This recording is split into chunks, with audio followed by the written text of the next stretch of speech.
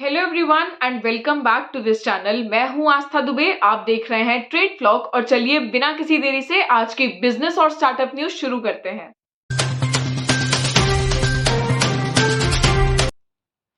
Wholesale clearance UK एक ऐसी firm जिसने ऑलरेडी एक मर्ज निकाल दी जिसमें ऐसा लिखा गया था कि इंग्लैंड फीफा वर्ल्ड कप जीत गई। हालांकि इंग्लैंड फीफा वर्ल्ड कप नहीं जीती, एंड में अर्जेंटीना जीती। लोग काफी खुश थे मेसी के लिए, वहीं दूसरी तरफ कुछ लोग उदास थे फ्रांस के लिए, ब्राजील के लिए, और यहाँ तक कि रोनाल्डो फैंस स्पेशली काफी उदास थे। Anyways that is another discussion. हम फीफा पर एक पूरा डिटेल्ड वीडियो लाने वाले हैं ये बात समझने के लिए कि फीफा पैसे कैसे कमाता है और फीफा को इतनी पब्लिसिटी कैसे मिलती है। आप हमें तब तक कमेंट सेक्शन में बताइएगा कि आपने किस टीम को सपोर्ट किया था।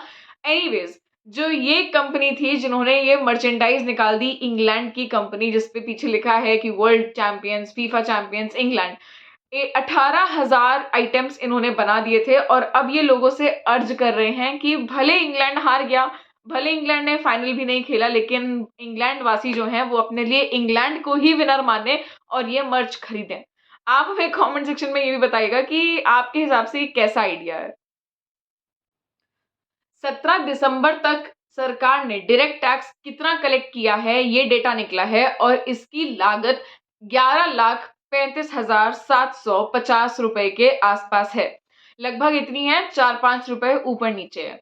अगर पिछले साल के इसी पीरियड की बात करें तो सरकार ने 9.5 लाख के करीब डायरेक्ट टैक्स कलेक्ट किया था। नोएडा अथॉरिटी ने $1 बिलियन का एमओयू साइन किया है, यानी कि मेमोरेंडम ऑफ अंडरस्टैंडिंग साइन किया है एक सिंगापुरियन फर्म के साथ जो डेटा सेंटर्स डेवलप करेगा नोएडा में। नोएडा अथॉरिटी के सीईओ ने कहा है कि इससे नोएडा का जो डेवलपमेंट है वो और ज्यादा अच्छा हो पाएगा। इसी के साथ साथ एरिया में $12 मिलियन का एमओयू भी साइन किया गया है वहां पर स्कूल्स डेवलप करने के लिए। चंडीगढ़ में बैरिस्टा पर एक कस्टमर ने कंप्लेंट कर दी इन पर, क्योंकि बेसिकली इन्होंने पेपर कप्स का चार्ज किया, यानी कि कस्टमर से 5-5 रुपए एक्स्ट्रा लिए उस पेपर कप पे जिसपे बैरिस्टा का लोगो लगा हुआ था। इस कंप्लेंट के बाद 22,000 का फाइन लगा है बैरिस्टा पे। 10,000 इन्हें डोनेट करना है एज डोनेशन और एक हजार जो है वो इन्हें कंप्लेनेंट्स को देना है।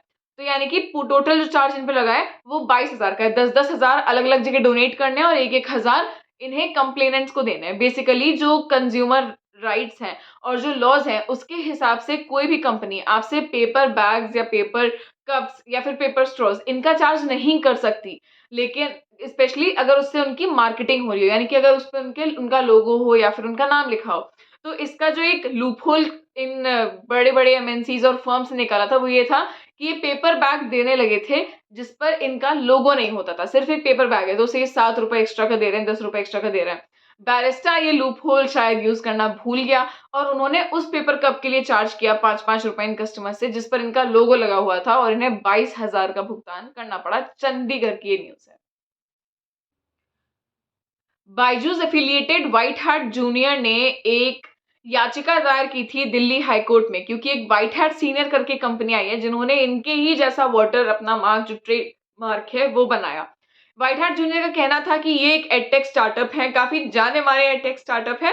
हालांकि काफी कंट्रोवर्सीज में भी रहे थे ये, बट एनीवेज हाँ, व्हाइट हार्ट जूनियर का कहना था कि ये काफी जाने माने एडटेक स्टार्टअप है और व्हाइट हार्ट सीनियर ने एकदम सेम नाम भी रखा, एकदम सेम लोगो भी बनाया। इससे जो यूजर्स हैं वो कंफ्यूज हो सकते हैं। इसके बाद दिल्ली हाई कोर्ट ने व्हाइट हार्ट सीनियर को ये ऑर्डर दिया कि वो अपने सारे ऑपरेशंस फिलहाल के लिए रोक दें और अपना लोगो चेंज करें। जीएसटी काउंसिल मीट हुई, उसके बाद फाइनेंस मिनिस्टर निर्मला सीतारमन ने बताया है कि कोई भी टैक्स इंक्रीमेंट नहीं हुआ है और न ही कोई नया टैक्स लोगों पर इस समय लगाया जाएगा।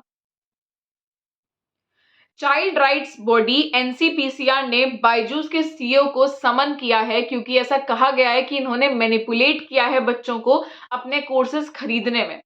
अब ये जहां तक ये एलिगेशंस की बात है तो ऐसे कई एलिगेशंस बायजूस पर पहले भी लग चुके हैं। इसके साथ साथ और ज्यादा सीरियस एलिगेशंस भी लगे थे कि कैसे बायजूस पेरेंट्स को बिना उनकी जानकारी के एक लोन में डाल देता था, उन्हें एक लोन का भुगतान करना पड़ता था।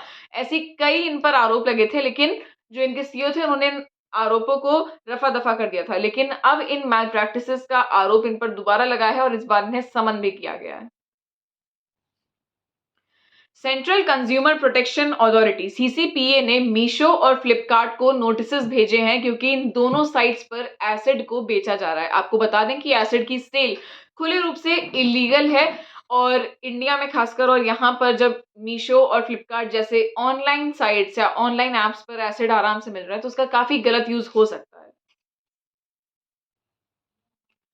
टेस्ला कंपनी के जो सीईओ हैं इलॉन मस्क, उन पर काफी सीरियस एलिगेशन टेस्ला कंपनी के थर्ड बिगेस्ट इन्वेस्टर ने लगाया है। इन इन्वेस्टर का कहना है कि इलॉन मस्क ने तो टेस्ला को अबैंडन कर दिया है और इसीलिए टेस्ला को अब एक नए सीईओ की जरूरत है जो पूरे मन से और पूरे अटेंशन के साथ टेस्ला के साथ काम कर सके। आप हमें कमेंट सेक्शन में ज़रूर बताइए, क्या आपको भी लगता है कि इलॉन मस्क ट्विटर वगैरह इन सब मसलों में, इधर-उधर के मसलों में ज़्यादा बिज़ी हो गए और उन्होंने टेस्ला को अबैंडन कर दिया? तो बस दोस्तों, आज के लिए इतना ही। हम मिलेंगे आपसे अपनी अगली वीडियोज़ में। तब तक make sure you like, comment and share this video and subscribe to our channel trade flog.